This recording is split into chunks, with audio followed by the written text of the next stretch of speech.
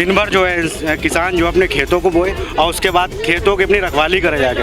Bharatiya Janata party ना बेटी बचाओ ना बेटी पढ़ाओ किसी के समर्थन में नहीं है। अब कहते हैं उनकी कहने की इच्छा है, नामधार लोग हैं, सोने की चिम्मल लेके आए हैं, जिधर सोने की चिम्मत रखेंगे उधर ही वो जनता बोलने लगेगी।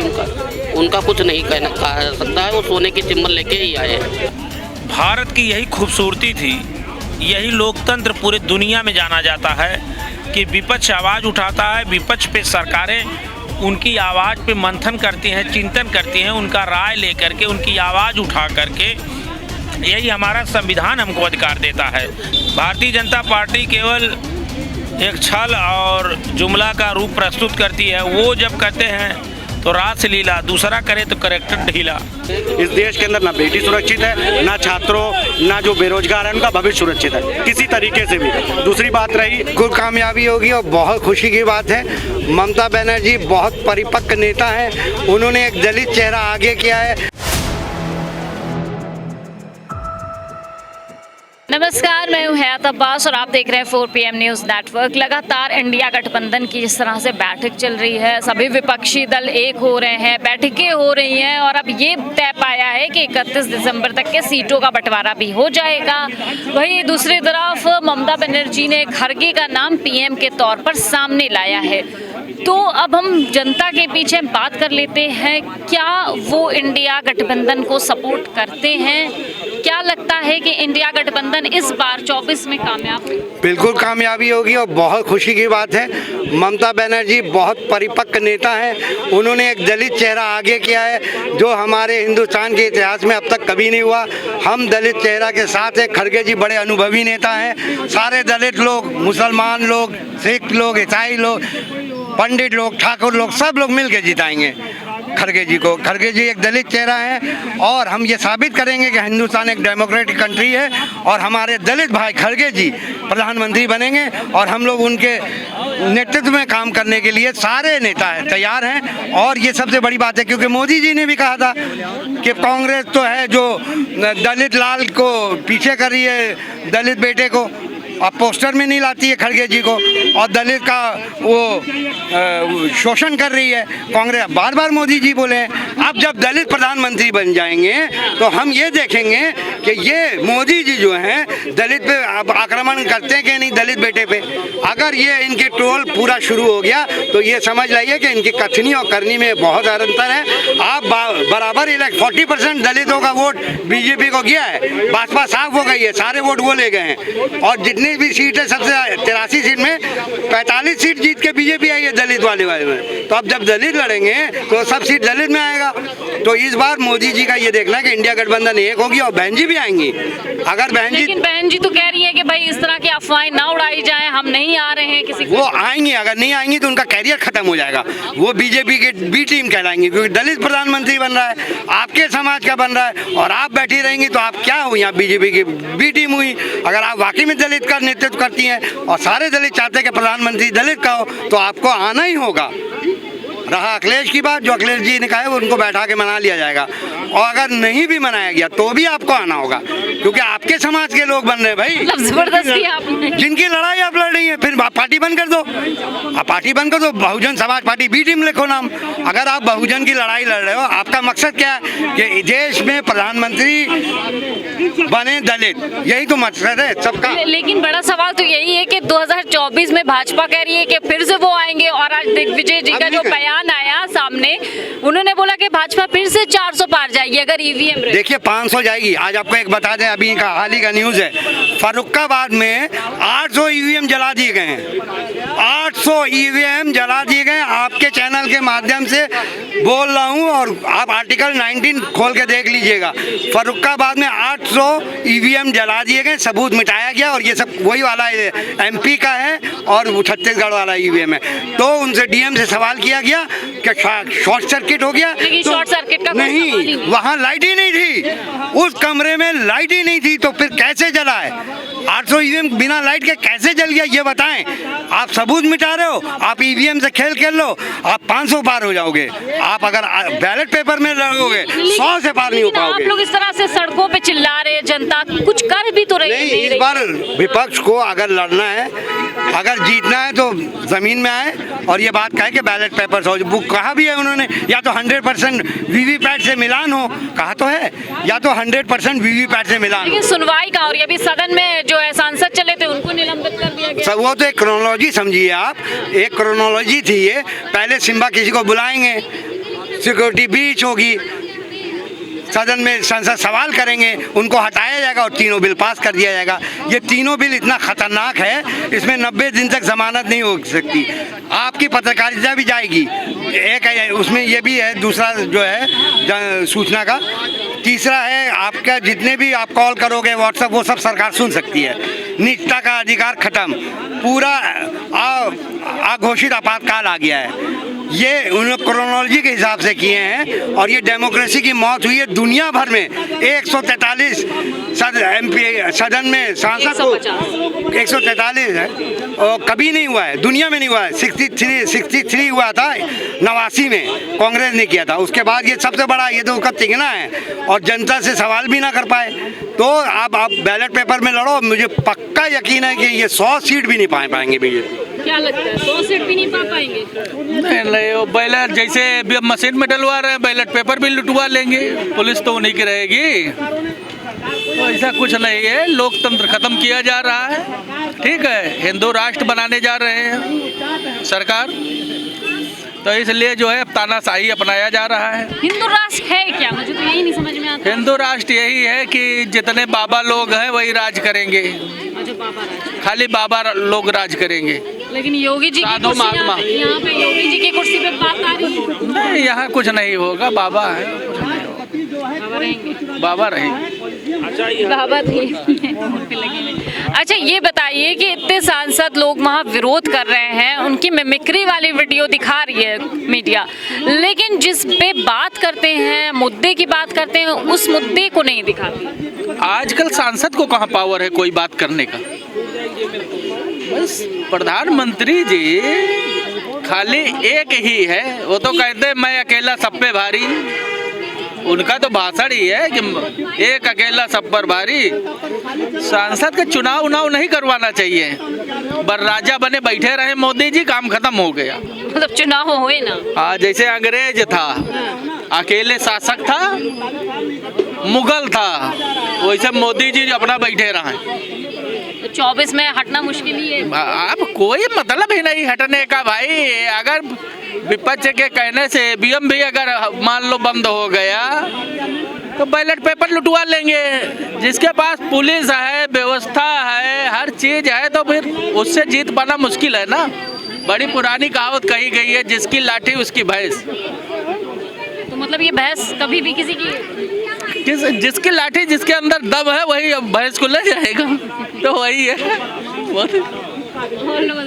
सर कह रहे हैं कि बस अब खत्म, लोकतंत्र की हत्या हो गई, अब कभी सरकार नहीं बदलेगी। हाँ, 7909। बताइए।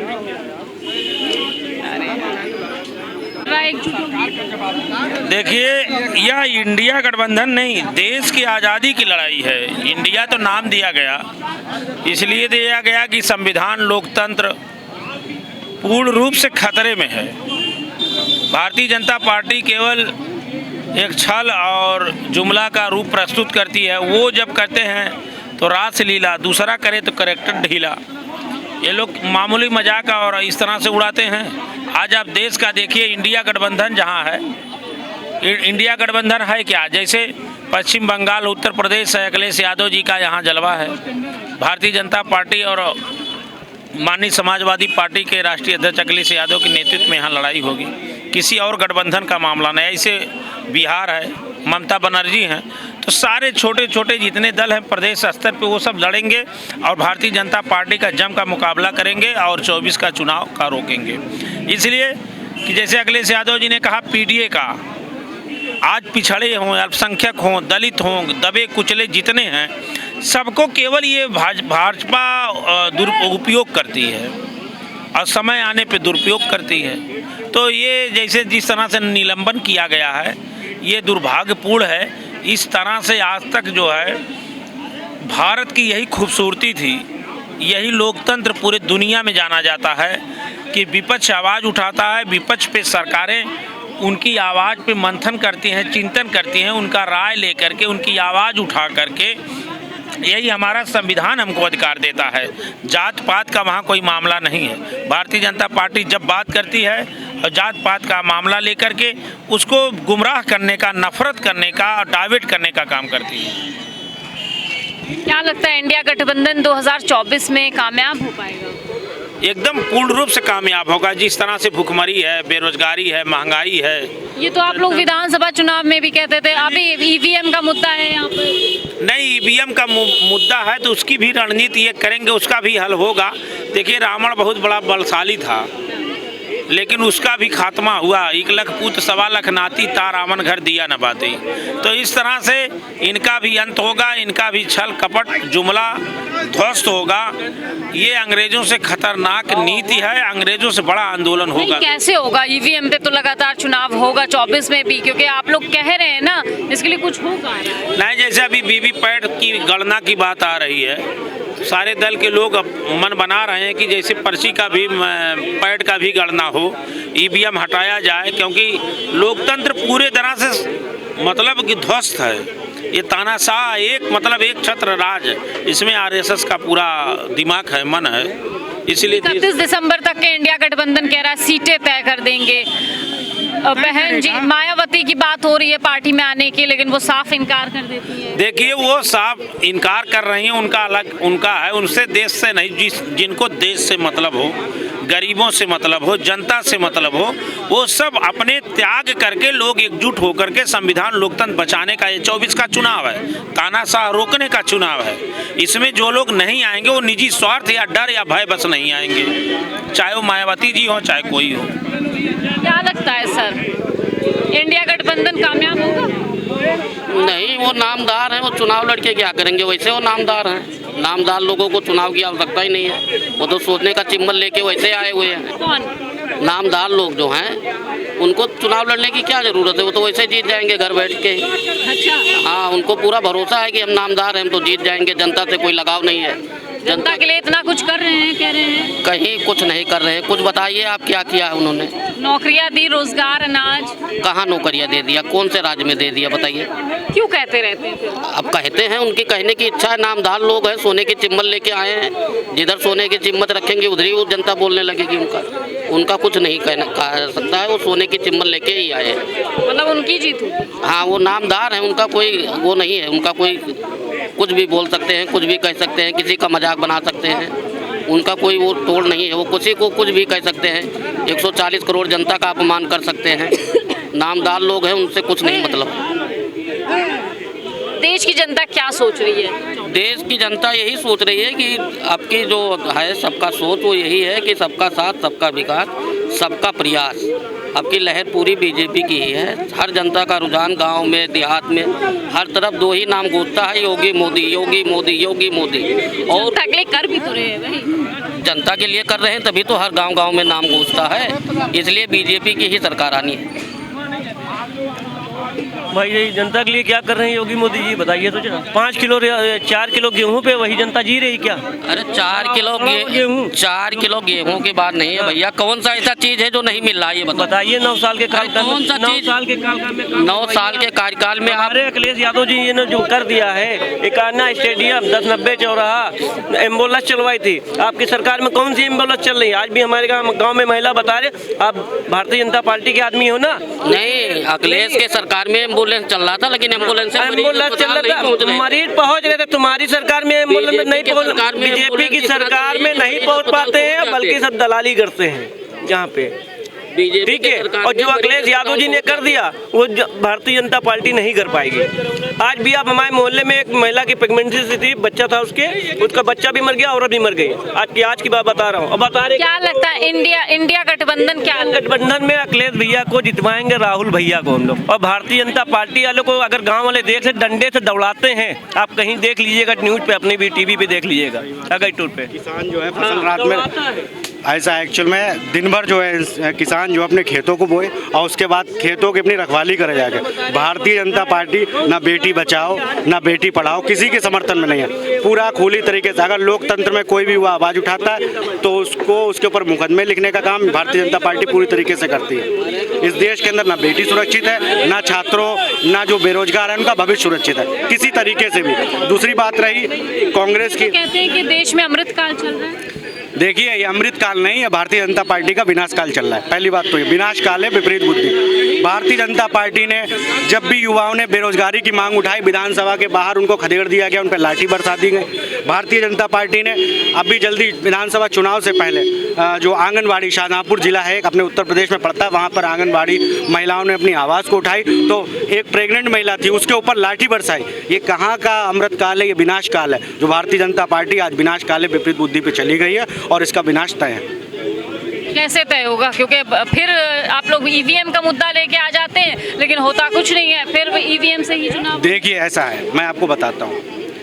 ईवीएम पहला मुद्दा, राहुल गांधी जी जो लड़ रहे हैं, मैं कांग्रेस का भी समर्थक नहीं हूँ, आप कहते कांग्रेस का। राहुल गांधी कोई भी थर्ड पार्टी जो जितना विपक्ष है वो जितना भी लड़ रहा है वो दो के खिलाफ चुनाव लड़ रहा है। एक तो नरेंद्र मोदी के खिलाफ, एक ईवीएम के खिलाफ। ठीक है, दूसरी तरफ जनता ये कहती है कि मोदी मोदी मोदी मोदी मोदी जी अभी डेमो एक केजरीवाल ने दिल्ली में विधानसभा में करके दिखाया था कि उसमें ईवीएम को कैसे हैक करा जा सकता है। तो ईवीएम तो मुद्दा है पूरी तरीके से। आप ये बताइए वोट परसेंटेज को कहीं पर देखिए। अभी राघव चड्ढा जो आम आदमी पार्टी के राज्यसभा सांसद है, उनका एक बयान था, उन्होंने वोट परसेंटेज पूरी दिन गिनाई।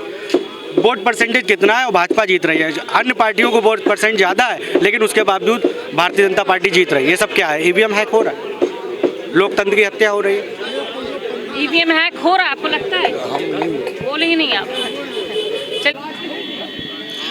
एक तरफ मोदी जी कहते हैं कि 9 साल बेमिसाल गुजरे, लेकिन जनता क्या कहती है ये बहुत ज़रूरी है। साफ तौर पे जनता के 9 साल कैसे गुजरे हैं ये तो हमने आपको उनकी ज़ुबानी सुनवाया है। इसी तरह लोगों से हम मिलते रहेंगे, बात करते रहेंगे और तमाम मुद्दों पर इसी तरह चर्चा होती रहेगी। कैमरा पर्सन सत्यनारायण के साथ मैं हयात अब्बास, 4PM न्यूज़ नेटवर्क।